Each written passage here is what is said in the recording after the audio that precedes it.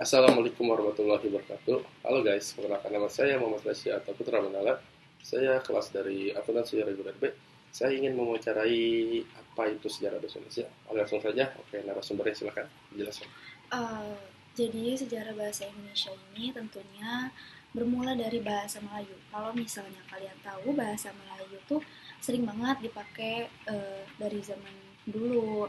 Tentunya buat alat komunikasi di kawasan Asia Tenggara. Lalu pada masa kolonial bahasa Melayu tuh jadi makin upgrade, makin berkembang. Terus dipengaruhi juga sama berbagai bahasa lain, contohnya dari Portugis, Inggris, Belanda.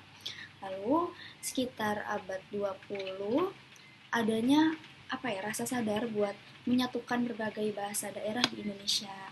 Sehingga bahasa Indonesia tuh jadi dipilih sebagai bahasa persatuan.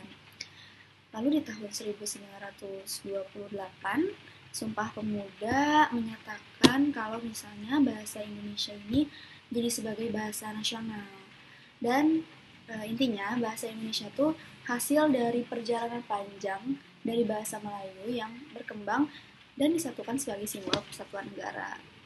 Ya intinya sekarang di Indonesia jadi punya banyak bahasa yang ternyata itu dari hasil di zaman dulu.